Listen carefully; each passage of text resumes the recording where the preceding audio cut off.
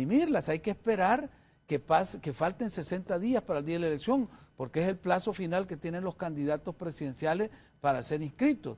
Y si hay algún conflicto o algo, pues eso se demora y la impresión de las papeletas se va a demorar y vamos corriendo los plazos, y cuando esto le llegue al ciudadano afuera, el ciudadano tiene que mandarla y llegar a esa papeleta marcada por lo menos 20 días antes del día de la elección, porque si no ese voto es nulo. Entonces, como ves, hemos enredado tanto eso que al final yo creo que vamos a tener una votación más limitada, menos voluminosa de lo que se esperaba. Pero por lo menos se allanó ya el camino para poder irla mejorando, ¿no? Esperemos que eso, que tomemos y que tengamos estas lecciones aprendidas para que en la próxima elección, en el 2019, podamos mejorarla. Pero la idea es que teniendo conciencia y claridad de esta situación, no las corrijamos ahora. La Asamblea puede modificar esos plazos. Si eso es un decreto legislativo, los tiempos se pueden mover. Es más, yo con todo respeto le he sugerido al Tribunal Supremo Electoral que cambie la fecha de las elecciones. Si es que el 2 de febrero es muy anticipado. Aún en el evento de que hubiese una segunda vuelta, ya la tuvimos nosotros en 1994. Las elecciones se hicieron en marzo, hubo segunda vuelta, se hicieron en abril y salimos a tiempo para que el 1 de junio, que es la fecha clave, porque es la fecha constitucional de la cual no podemos pasar ni un día, es la toma de posesión del presidente, es el 1 de junio. Por eso es que se hacen todos estos procesos electorales con suficiente tiempo para que el 1 de junio ya esté electo la persona que va a asumir ese cargo. Entonces, moverlo por lo menos un mes, en vez del 2 de febrero pasarla a marzo, los primeros días de marzo, ganaría el tribunal un tiempo precioso para recuperar la ejecución de proyectos que no pudo hacer en este periodo porque no tenía los fondos. Hoy que ya le dieron los fondos, ya proyectos están muy atrasados, varios proyectos, claro. Entonces se puede recuperar eso. Aunque la población te va a decir, un mes más, no, por favor, no, ¿verdad? Porque hay más campaña, más bombardeo, etcétera. Bueno, ese es otro tema, porque las campañas no están autorizadas. Las campañas, según la ley, empiezan 4 meses antes del día de la elección. Entonces, ese es otro tema que también vale la pena que lo abordemos en su oportunidad para ver pues cómo se puede evitar este tipo de violaciones, no solo a la ley electoral, sino a la Constitución misma, porque el plazo está establecido en la Constitución y ahora pues obviando ese plazo se ha hecho campaña muy anticipada, con más de un año de anticipación. Pero bueno, ya ese es tema, es asunto de otra discusión.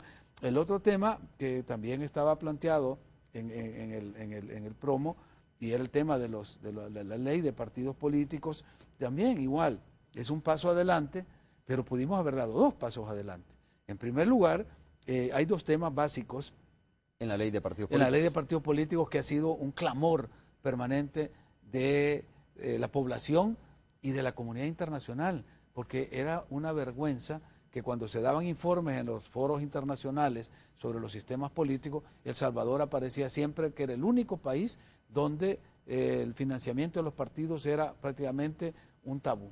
Los partidos políticos no le daban cuentas a nadie de dónde venían los fondos privados, quién se los daba, en qué monto los daban, y bueno, pero ni siquiera Haití, ni siquiera los países más atrasados democráticamente tenían ese vacío legislativo. Bueno, al fin, con una gran batalla en la Asamblea, se logró establecer que haya cierto tipo de transparencia electoral, pero no para estas elecciones, porque se dieron 18 meses para poner al día las cuentas de los partidos. Para poder ordenarse. O sea que en estas elecciones no vamos a saber quién dio cuánto ni de dónde vino esa plata. Es la última elección así más o menos digamos oscuras, que sea, ¿no?, la ¿no? última elección sin transparencia en la materia de financiera de los partidos. Pero lo que se aprobó es prácticamente, es decir, un pequeño maquillaje, porque no se han establecido los mecanismos para ese proceso de rendición de cuentas, para que funcione a plenitud el principio de publicidad, y el tema de los topes, o sea, los límites del financiamiento privado, también pues no se tomaron con los criterios que deberían haberse tomado acá, que son relativos en general a la fuerza electoral que tiene un partido, sino que se tomaron como referente los presupuestos del Tribunal Supremo Electoral. Félix, tú me hablabas de una propuesta que podrías presentar tú ante el Tribunal, ante la Corte Suprema. No, ante la Asamblea Legislativa. A ver, sí, que tiene que ver con la posibilidad de modificar las fórmulas hasta cierto tiempo, o en cierto periodo, o en cierto momento. Mira, yo como digo, pues hay que pensar fuera de la caja, o sea, hay que abrirse a nuevas ideas, basado en la experiencia, por supuesto. Nosotros tuvimos una experiencia en 1994, cuando no hubo ganador en primera vuelta, pero prácticamente el partido que iba en primer lugar tenía 49.9%, le faltó una mínima porcentaje de votos para ganar en primera vuelta, y el que iba en segundo lugar iba con una gran distancia. Entonces sabías tú que al ir a la segunda vuelta el resultado estaba ya definido. Entonces la posibilidad de retirarse, de no ir a la segunda vuelta, se vio como que no era posible porque no habían normas que lo permitieran. Yo hice un pequeño estudio para demostrar que no era inconstitucional eso, pero el candidato quería ir a la segunda vuelta. Y el resultado fue, pues bueno, 70-30, una cosa así. Algo que se pudo haber evitado si hubiera habido una disposición que permitiera, como por ejemplo en República Dominicana, en la ley dice que cuando se va a ir a la segunda vuelta, cualquiera de los dos contendientes se puede retirar, y así le ahorra al Estado una gran cantidad de recursos y se evita y estrés a la población y muchas cosas, y además queda pues con elegancia de que reconoce la victoria del que va a ser el eventual ganador. Entonces esa es una posibilidad que no tenemos aquí en el país. Entonces me parece que ese debería ser.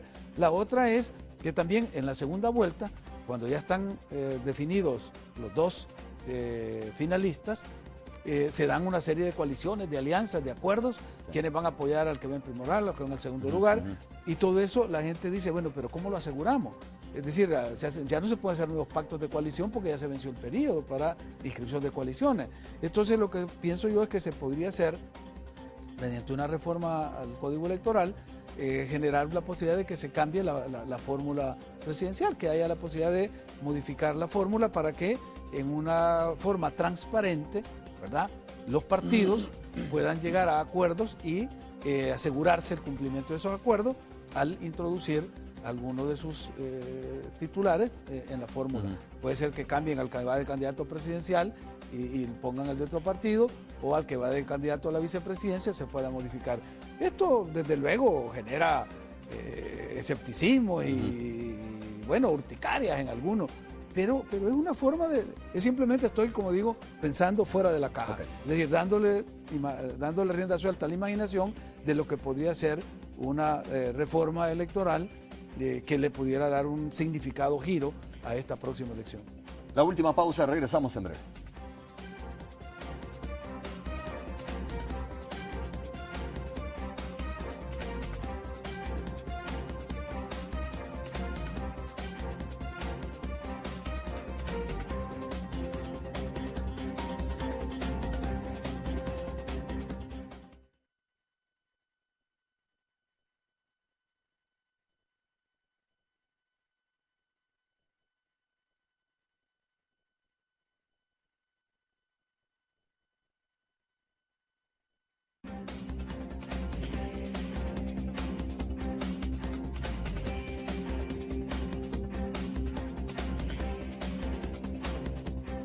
Muy bien, estamos de regreso. Algunos comentarios. Vota Joven dice, la propuesta por rostro da confianza y seguridad a la población a la hora de emitir el voto, ¿no? Ese es simplemente lo que está diciendo. Estamos próximos a iniciar una campaña enfocada a promover el voto, sea directo y igualitario, dice, ¿no? Está diciendo Voto Joven en algunos de los comentarios que estamos recibiendo precisamente en torno a esa propuesta que podría ser, ¿no? No, como te digo, es que la población ya está cansada de que se le sigan poniendo banderitas y emblemas. Es decir, la partidocracia está llegando ya a un ocaso. Es decir, y claro, la resistencia que hay de las cúpulas todavía es muy fuerte, pero a medida que la población vaya tomando más conciencia, va a ir viendo de que son tiempos modernos y ya no estamos en aquel periodo de que, bueno, los cacicazgos en los partidos, bueno, habían partidos que ya se sabía quién era el dueño del partido y cosas de esas. Claro. Es decir, van avanzando los procesos de ciudadanización,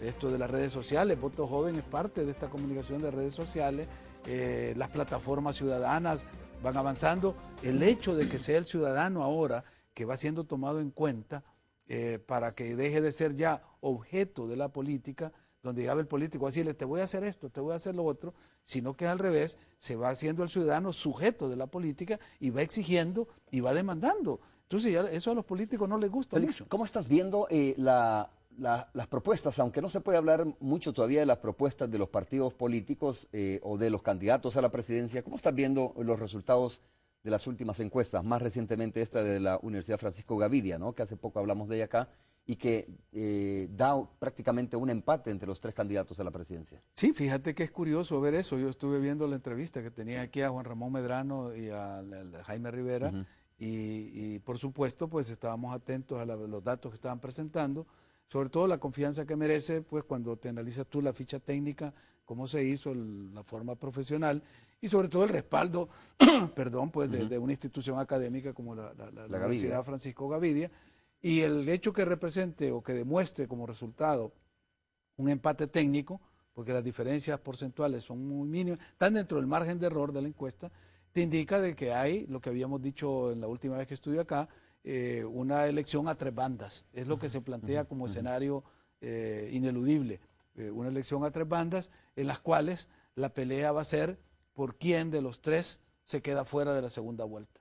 Y yo creo que ahí es donde va a concentrarse el mensaje. O sea, das por hecho que va a haber una segunda vuelta tú. Es que digo, es un hecho inminente. Es que es inminente. Mira, para que alguien pudiera ganar en primera vuelta tendría que haber un hecho tan desastroso como fue en España en el 2004, sí, claro. La bomba de Atocha, pues que el PP estaba por arriba, 10 puntos arriba del PSOE, y al haber hecho un mal manejo de ese incidente terrorista, hizo que en 2 días cambiara como lo hemos dicho, ¿no? Tiene que suceder algo extraordinario para que no haya un ganador. Para que alguien pueda romper ese techo del 30%. Fíjate que el pastel está dividido casi en 3 partes iguales. Es decir, estamos entre el 29 punto y algo, 30 punto y algo. Entonces, son casi 3 partes iguales, y tendría que haber un hecho demasiado dramático y demasiado trascendental para que una de esas partes evolucionara y pasara del 50% más 1, que es lo que se necesita para ganar en primera vuelta. ¿Y qué cosas hacen mover eso? ¿Algo extraordinario? No es una campaña, ¿no? Porque al final está demostrado que una campaña política no mueve mucho los números, tampoco la propuesta de los partidos políticos o el programa de gobierno del partido, porque nadie lee los programas, decíamos aquí recientemente. Claro, no, fíjate que yo no pronostico ningún hecho extraordinario. Creo que la elección va a ser muy cerrada, sobre todo entre el segundo y tercer lugar. El primero va a quedar bastante definido, posiblemente 1 o 2 puntos arriba, pero en la segunda y tercera posición van a estar peleándose por décimas. Entonces ahí lo importante, y por eso hemos hablado con algunos organismos internacionales, la necesidad de tener un quick count, este método que hemos hecho en algunos países para establecer con precisión los resultados de la elección, porque va a haber muy cerrado ese ajuste. Pienso yo que si se hubiera alguna decantación en cualquiera de los 2 polos partidarios, recordemos que aquí hay 2 polos partidarios, ¿verdad? El polo de izquierda del FMLN, el polo de derecha de Arena, que con estructuras partidarias han hecho la propuesta a la población. Y luego sale una tercera opción que se plantea como una opción ciudadana, desde una plataforma eminentemente ciudadana, que puede ser atractiva y empezar a decantar, ¿verdad?, descontentos con estas cúpulas partidarias que se han cerrado y se han pues empoderado en los partidos, y pudiera haber una atracción hacia esta nueva posición. Pero tendría que haber algo dramático en uno de los 2 polos para que despegue, para que hubiera, por ejemplo, de que esta tercera opción ganara en primera vuelta, o que uno de los polos le diera y le transfiriera toda la energía, la potencia electoral al otro para que se disparara y ganara en primera vuelta. Algo que, aunque son relaciones de física, no se puede dar, pues en una pila voltaica solo hay 2 polos, el negativo y el positivo, pero en este caso, rompiendo las leyes de la física, estamos hablando de la política, y en la política es otra la lógica que funciona. Yo pienso que esta construcción ciudadana, si puede atraer el voto ciudadano, que es ese voto indeciso, no el voto duro de las 2 formaciones, de los 2 que polos. Lo puede mover además. Y que de hecho se está decantando, ¿no? Porque lo vimos en la elección pasada. Es decir, el polo del FMLN pierde una gran cantidad de votos. Solo en el departamento de San Salvador perdió 120,000 votos. ¿Por qué? Por una posición cerrada de parte de la fracción legislativa que estuvo confrontando con la Corte y con la sociedad.